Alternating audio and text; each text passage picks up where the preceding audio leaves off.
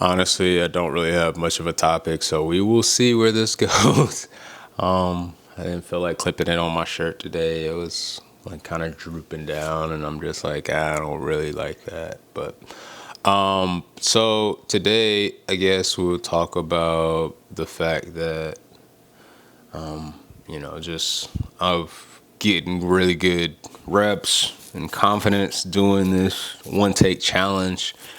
I guess I am actually on day 7 now. I think I put day 7 in the description yesterday, but I think today is actually day 7. And so it is something that I know today is about to be a long day. Like, I'm about to leave for jujitsu. I will most likely come home, shower before going into work.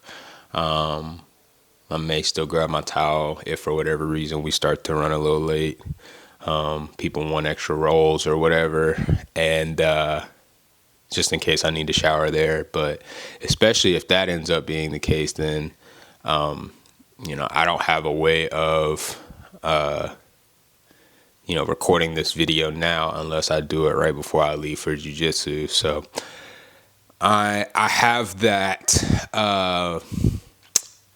added urgency of doing what needs to be done. And I love it. I'm not gonna lie. It's very clear. Again, I hopped on here. I didn't know what I wanted to talk about. In some instances, I would overthink it so much to where I wouldn't actually post anything. But sometimes you really do just have to log the rep. Make the best of what you got. And right now, my mental bandwidth is thinking in terms of short form videos, which I really do think, on the other side, in about a month of Cut 30, once we're done with it all and I kind of have a good structure of writing hooks and writing scripts and things like that, I really do think that's going to also bleed over into YouTube videos as well. So I'm very, very, very excited to see how that is going to continue to blossom. I'm already in the script writing phase of it, and we are getting feedback on how we write hooks and, honestly, just getting right to the point. And so I love still being able to have this because I can kind of workshop thoughts that I have, may not really have super deeply thought out, fleshed out. But I mean, the reality is, do something with what you got. And so right now I have time. I could easily offer an excuse as to why I didn't do a video today, but I got accountable partners that are checking in on me, and that's a really good thing because you're not going to reach your full potential moving by yourself. A really good friend of mine spoke on a Tuesday night at our discipleship nights at our church. It's kind of our small group nights. And, but he was like the main speaker, and then we broke out into small groups, but he, referenced the quote, if you want to go fast, go alone. If you want to go far, go with a tribe, go with others. And so I definitely want to go far. I have to catch myself because there is a tendency to want to go fast. There is a tendency to want to see growth expedited. And I think it's because I've seen how fast sometimes it can happen, whether for me or for someone else in other arenas. And so it's like, well, I do want that, but I think what I learned, I've mentioned it in previous videos. Just because you go viral doesn't necessarily mean that that's the healthiest thing. And so I'm not trying to necessarily go viral. I've seen, we'll use TikTok as an example. I've seen my TikTok spike to, I think at one point I had 55,000 followers on TikTok. I think currently we're sitting at a smooth 48, but 48,000. But it's the fact that, you know, it jumped up. It's actually kind of funny because it jumped up to 32, and then it dwindled down to 25, and then when I went viral again, it shot up to 52. And so it's like it's up there, and now it's not even, you know, like it's 49. I honestly couldn't tell you the last time I posted. Part of it is not having a clarity of exactly what I want to post. I don't want to be the person that remixes every single song, but I'm starting to learn or figure out the stories that I can tell and how I can at least create a hook that invites people to want to check it out, to be curious about it.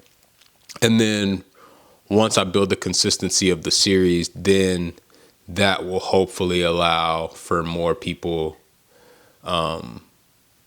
to honestly want to just follow and want to be involved in what I'm doing. I'm still figuring it out.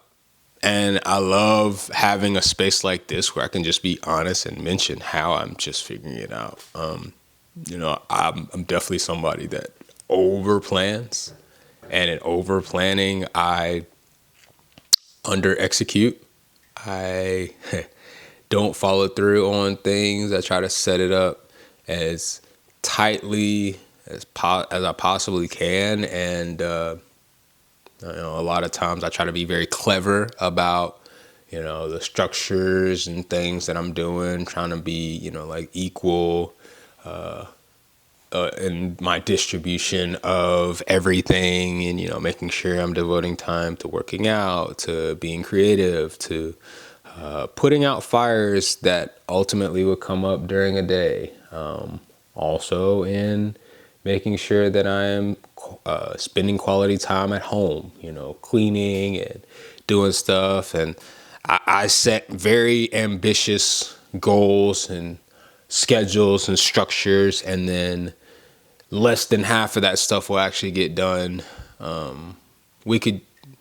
Part of it, yes, is that there isn't quite the urgency to make those things happen. When stuff like I have today come up, these are non-negotiables. Now, granted, in theory, like I could decide not to go to jiu-jitsu, but the lunch class is very much a smaller number class, and so the guy who runs it is like my main training partner, and so he sent the text message out yesterday checking to see who's coming, and I was one of the few people that responded. And so I don't want him to go there or get there and then nobody's there, and you know what I'm saying. So the accountability, the forcing function of me actually doing what I said I would do is there are other people that are going to check and see, hey, did you do it? And it's not, you know, like things come up in life, yes, but, you know, the accountability of being a person of integrity and actually doing what you said you were going to do, following through, no matter what the circumstances are. You know, it really is, you know, controlling the controllables. So yeah, I'm very thankful that I am in a place that I can look at examples like this to see, you know, that I am putting in the practice to grow the muscle of content creation, of hitting publish frequently. I'm definitely, you know, this is low friction content. It's very much just turn on the camera and just talk. And not everything is like that.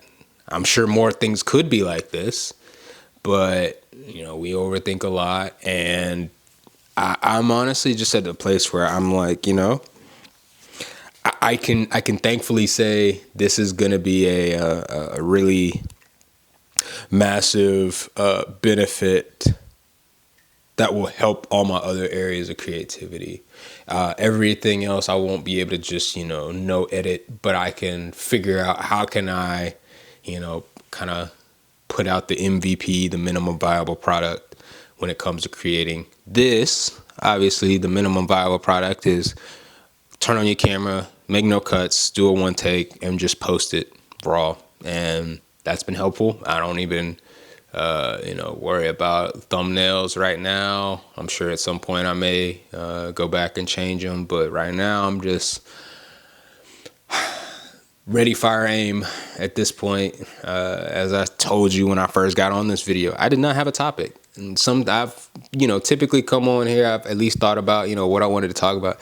I didn't think about that today. And, it wasn't the end of the world not having a topic, but at the same time, knowing that I got to put in the rep. So another rep put in to my fam that are also doing this challenge. Keep it up. Always enjoy listening and seeing what y'all are doing.